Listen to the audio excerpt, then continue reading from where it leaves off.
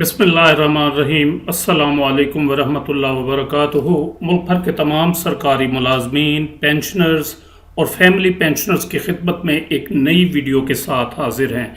नाज़रीन ग्रामी, इस वीडियो में दौरान सर्विस वफात पा जाने वाले एक मुलाजिम की फैमिली पेंशन किस तरह कैलकुलेट की जाती है, सिंध से ताल्लुक़ रखते हैं, सिंध और पंजाब और वफाक बलूचिस्तान में कितना डिफरेंस आता है फैमिली पेंशन में, ये चीज़ डिस्कस करेंगे। और दूसरे नंबर पर आपके साथ पेशावर हाई कोर्ट का एक शानदार फैसला सामने आया है फैमिली पेंशनर्स के हक़ में, तो उसकी क्या तफसीलात हैं वो तफसीलात भी आपके साथ शेयर करनी है। तो ये एक मुझे भेजा गया डेटा है जिसमें फैमिली पेंशन की कैलकुलेशन की गई है, जिसमें ग्रास पेंशन वगैरह, ग्रेजुएटी वगैरह कैलकुलेट की है महकमे ने। लेकिन इन्होंने कहा है कि एक तो इसको काउंटर रीचेक करना है कि आया ये दुरुस्त कैलकुलेशन है, और दूसरे नंबर पर इनकी जो इंक्रीजेस हैं और मेडिकल अलाउंस वो मिलने के बाद इनकी नेट मंथली पेंशन कितनी होगी। डेट ऑफ बर्थ है 2 जनवरी 1974, डेट ऑफ डेथ दौरान सर्विस वफात हुई 9 अगस्त 2022 को, डेट ऑफ अपॉइंटमेंट है 25 अक्टूबर 2010। इस तरह इनकी सर्विस बनती है 11 साल 9 महीने और 14 दिन, और उम्र बनती है 49 साल। तो ये इनकी एक इंक्रीमेंट शामिल करके बेसिक पे है 11वीं स्केल में 34,370 रुपये।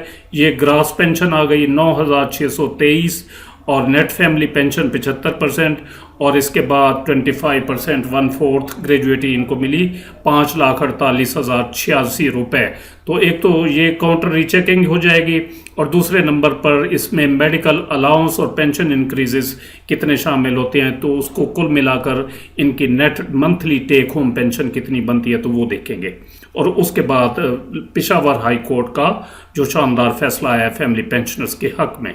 डेट ऑफ बर्थ थी इनकी 2 जनवरी 1974, और इसके बाद इनकी डेट ऑफ अपॉइंटमेंट थी वो थी जी 25 अक्टूबर 25/10/2010, और इसके बाद ये इनका दौरान सर्विस इंतकाल हुआ 9 अगस्त 9/8/2022 को इनका इंतकाल हुआ। तो ये आ गया। तो अब इनकी क्वालिफाइंग सर्विस निकल आई 11 साल 9 महीने 15 दिन। तो अगर 6 महीने जायद हो सर्विस, यानी साल से 6 महीने, तो फिर नेक्स्ट ईयर काउंट करते हैं। तो इनकी 9 महीने जायद है, तो यहाँ पर हम इसकी 12 साल सर्विस लेंगे। और एज अगर साल से 1 दिन भी जायद हो तो नेक्स्ट बर्थडे जो है वो लेंगे हम, तो 49 साल इनकी वो हो गई एज। और इनकी बेसिक पे जो थी एक इंक्रीमेंट मिलाकर 3360 रुपये बेसिक पे थी, और 1310 रुपये इसमें इंक्रीमेंट शामिल करेंगे, तो 34,370 रुपये इनकी बेसिक पे आ जाएगी। तो जो ही इसको हम क्लिक करेंगे तो ये सारी चीज़ें कैलकुलेट होकर आ जाएंगी। ये ग्रास पेंशन निकल आई, जो कि ग्रास पेंशन इन्होंने कागजात में लिखाई है 9,623, तो बिल्कुल दुरुस्त है ये। और इसके बाद नेट फैमिली पेंशन भी दुरुस्त निकली है 7217 रुपये 70 पैसे, 75% फैमिली पेंशन होती है। जबकि नॉर्मल हालात में एक मुलाजिम की जब रिटायरमेंट होती है तो वो 65% उसकी नेट पेंशन होती है, जबकि 35% कम्यूट होती है। लेकिन इस फैमिली पेंशन में 75% और 25% की रेशो होती है।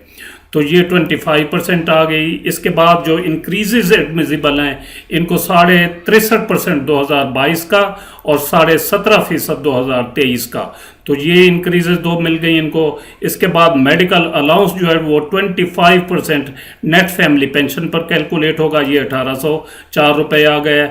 अब इस 1804 रुपये का मजीद 25% हम लेंगे, वो 451 रुपये आ गया। तो अब इस नेट फैमिली पेंशन प्लस ये इंक्रीजेज और प्लस ये मेडिकल अलाउंस, तो इन तीनों चीज़ों को जमा करने के बाद इनकी जो monthly net take home pension बनती है वो बनती है 16,121 रुपये। जबकि ग्रेजुएटी जो इनके कागजात में दिखाई गई थी महकमे ने कैलकुलेट की है वो है 5,48,086 रुपये, और हमारी भी यही आई है। तो ये था एक सिंध का मुलाजिम जिसकी पेंशन बनती है फैमिली पेंशन मंथली 16,121 रुपये। अगर तमाम चीज़ें जो हैं यही हों, बेसिक पे यही हो, सर्विस इतनी हो, हर चीज़ यही हो, और मुलाजिम पंजाब, वफाक या बलूचिस्तान से ताल्लुक़ रखता हो, तो फिर उसकी कैलकुलेशन ये आ जाएगी। ये आप देख रहे हैं कि ये कैलकुलेशन है। इसमें जो पेंशन बनती है मंथली वो बनती है 14,312 रुपये, यानी तकरीबन 2,000 के करीब जो है वो कम बनती है पेंशन। 16,121 सिंध की सूरत में, जो कि ये एक्चुअल सिंध के मुलाजिम थे और इनकी फैमिली को पेंशन मिलेगी। जबकि अगर यही मुलाजिम पंजाब से ताल्लुक़ रखता होता या वफाक या बलूचिस्तान से, तो फिर इसकी फैमिली को पेंशन मिलना थी 14,312 रुपये, क्योंकि पेंशन इंक्रीजेज में जो है वो फ़र्क है। यहाँ पर आप देख सकते हैं सिंध की सूरत में पेंशन इंक्रीज सिर्फ जो 2022 की है वो 63.5% है, जबकि वफाक पंजाब और जो बलूचिस्तान की सूरत में एडमिजिबल होंगे वो होंगे 15% 2011 और 7.5% 2015 का और 15% 2022 का। तो यहाँ पर टोटल अगर इनका किया जाए तो ये तकरीबन 37.5% बनता है, जबकि सिंध में जो दिया गया है वो है 63.5%। तो इस वजह से ये फ़र्क आता है। बाकी चीज़ें सेम हैं, इनकी ग्रेजुएटी भी सेम और मेडिकल अलाउंस भी एक जैसा है। तो ये थी फैमिली पेंशन की कैलकुलेशन का जो मेथड है, किस तरह कैलकुलेट होती है, वो तरीका आपके साथ शेयर किया गया।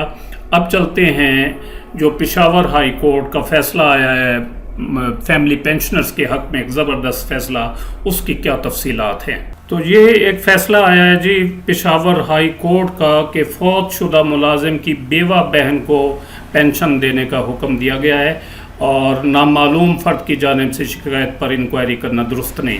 ये पेशावर से खबर है कि जी पेशावर हाई कोर्ट ने federal board of revenue FBR के फौत शुदा मुलाजिम की बेवा बहन को पेंशन न देने के ख़िलाफ़ दायर रिट पर FBR हुकाम को 1 माह के अंदर अंदर पेंशन केस का फैसला करने का हुक्म देते हुए रिट पिटीशन निपटा दी और करार दिया है कि सुप्रीम कोर्ट ऑफ पाकिस्तान के फैसले की रोशनी में किसी भी सरकारी मुलाजिम की पेंशन में रुकावटें डालना पैदा करने वाला जो अफसर होता है और एहलकार वो तौहीन अदालत का मुर्तकिब तस्वुर होगा।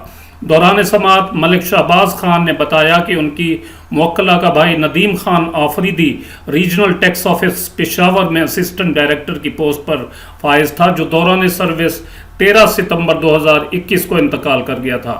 ताहम उसने शादी नहीं की थी, ये मुलाजिम गैर शादीशुदा था।